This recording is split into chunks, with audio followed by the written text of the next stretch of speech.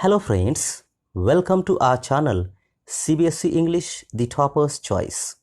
In this video, we are going to discuss class 9th 4th story from Supplementary Reader in the Kingdom of Fools. At first, we'll discuss about the author of this story. The author of this story in the Kingdom of Fools is A.K. Ramanujan, that is Attipate Krishnaswamy Ramanujan. A.K. Ramanujan was born on 16th March 1929 and died on 13th July 1993. He was an Indian poet and scholar of Indian literature who wrote in both English and Kannada language. Ramanujan was a poet, scholar, professor, philologist, folklorist, translator, and playwright. Now we'll discuss the theme of this story. The story is based on the theme that foolish people are unpredictable and can be very dangerous. So, one must stay away from them even if they offer benefit for some time. The disciple got tempted by the availability of all items for one duddu each and stayed in the kingdom of fools in spite of warning by his wise guru. Had the guru not returned to rescue him, the disciple would have had to pay for this temptation through his life. Introduction to the story. In the Kingdom of Fools is a Kannada folk tale taken from A.K. Ramanujan's Folk Tales from India. The story brings to light the dangers posed by foolish people. It also emphasizes the view that foolish people can be very difficult to manage. They can be dealt with only by the wise and calm people. We'll discuss the summary of this story in the Kingdom of Fools now. There was a kingdom of fools where both the king and his minister were idiots. In an attempt to be different from others, they foolishly took the decision to change night with day and vice versa. Hence, the people in this kingdom would do all their work like tilling the fields or running their businesses at night, and all would sleep when the sun rose up. Those who disobeyed were threatened with death punishment. So everyone followed this foolish practice. One day, a guru and his disciple visited this kingdom and were surprised to find the whole kingdom asleep during the day. When night came, people began their routine activities. The two men had become very hungry by this time, so they went to a grocery shop. It was utterly surprising for them to see that everything had the same cost, a single duddu. Initially, they were both happy as they could buy all that they wanted for a very nominal amount. However, the guru, being a wise man, decided to leave the place and told his disciple that the behavior of fools cannot be predicted and it was not safe to stay there for long. But the disciple decided to stay back and the guru alone left the city. One day, a thief broke into a rich merchant's house by making a hole in the wall.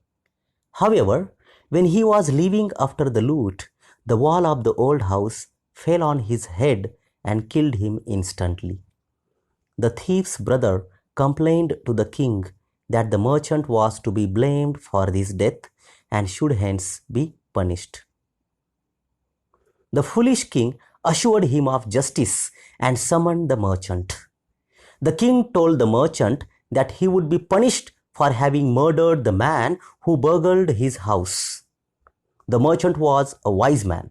He escaped punishment by telling the king that the wall had been built in his father's time. So, the bricklayer who built such a weak wall was responsible for the thief's death and should get the punishment. The bricklayer too wisely evaded punishment and put the blame on the dancing girl. He claimed that he got distracted by her jingling anklets when she went up and down the street on the day the wall was built by him. The dancing girl, in her turn, shifted the blame to the goldsmith. She said that she had to walk up and down the street many times because the goldsmith had delayed her order. The goldsmith defended himself by pleading that he could not complete the dancing girl's order in time because he had to first finish a rich merchant's order. This rich merchant was the father of the same person on whom the blame was put earlier. So the rich merchant was summoned again. He pleaded his innocence on the ground that the jewelry had been ordered by his father. But the foolish king told the merchant that he had inherited his father's sins in the same way as he had got his wealth. Hence, he must be executed for the killing of the burglar. A new stake was ordered by the king for execution. However, moments before the killing, the minister observed that the merchant was too thin for the new stake. So, it was decided to find a person who fitted the stake. The disciple, who had gone fat after eating bananas, rice, wheat, and ghee for days, was caught to be killed in place of the merchant. He pleaded that he was a sannyasi and had not done anything wrong. But the king's men did not listen to him. He was reminded of his guru, and while waiting for death, he prayed to him in his heart for help. The guru had magical powers, and he saw everything in a vision. He arrived at once to save his disciple. He first scolded the disciple and then whispered something in his ears. Then, admiring the king for his wisdom, the guru urged him to put him to death in place of his disciple. The disciple at once understood the guru's move and insisted on being put to death earlier than his guru. This behavior puzzled the king. He asked the guru to explain the reason behind the desire to get executed first. The guru asked the king to promise him that if he told him the reason, he would put him, means guru, to die earlier than the disciple. The king assured him, and the guru, taking the king aside, told that the stake was the stake of the God of justice. It was new and no crime had ever been put on it. Hence, whoever dies first will be reborn as the king, and the next person will be reborn as the minister. This information put the king in deep thought. He discussed the matter with his minister, and they decided to go to the stake themselves. The minister told the executioners that the criminals to be punished would be sent at night. They should be killed one after the other without any mistake. At night, the king and his minister secretly went to the prison and set free the guru and his disciple. Then they, means the king and the minister, disguised themselves as the two criminals and were executed as per their revised orders. When their bodies were taken down to be thrown to the crows and vultures, people panicked. The city got confused. They mourned all night and finally went to the guru and begged him and his disciple to be their king and minister. The disciple agreed easily, but the guru agreed on the condition that they would be allowed to change the old laws. Then on, night and day began to be used in their normal way, and the price of all things no longer remained 1 dudu each. Now we'll discuss the characters of this story in the Kingdom of Fools. The first character is the Guru. The Guru was a very wise man who never succumbed to any temptation. He was quick to judge that his disciple and he were in the kingdom of fools. Knowing that the behavior of foolish people is unpredictable, he decided to leave the city immediately. He did not get tempted like his disciple did by the one dudu price for everything in that kingdom.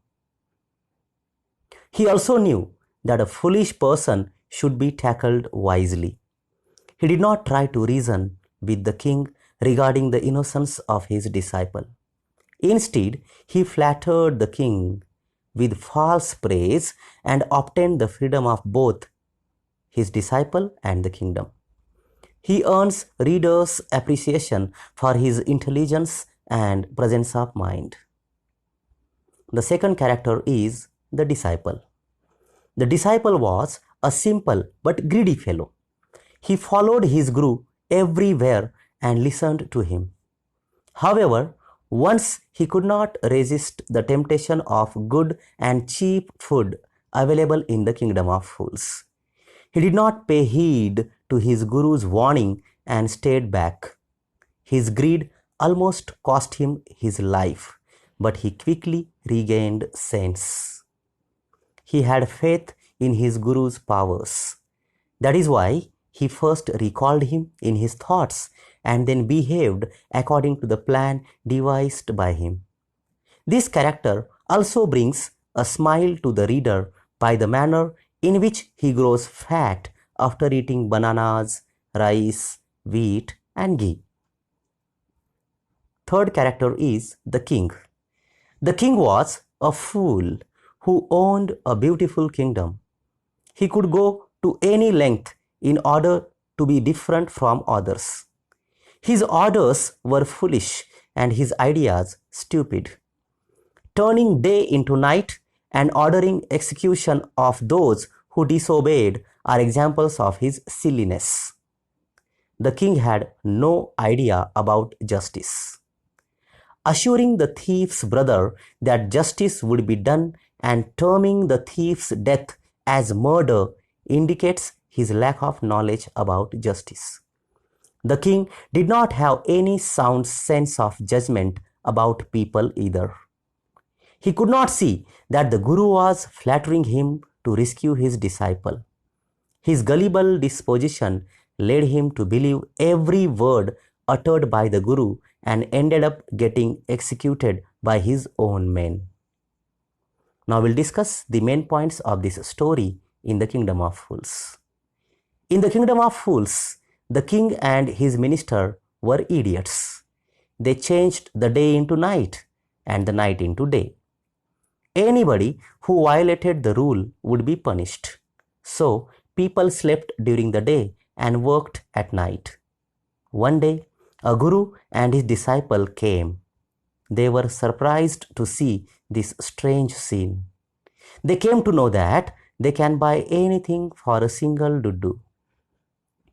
The guru realized that it will be good to leave this place while the disciple remained there. One night, a thief died when he was stealing as the wall fell on him. The incident was investigated and finally the rich merchant was ordered to death by the king. The stake did not fit, therefore the king ordered to find a fat man for the execution. The soldiers captured the disciple.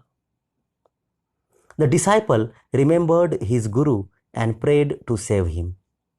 Guru befooled both the king and his minister by saying that whosoever would die first, he would become the king in next birth. Both the king and minister agreed to die. After their death, people begged the guru and his disciple to be their king and minister.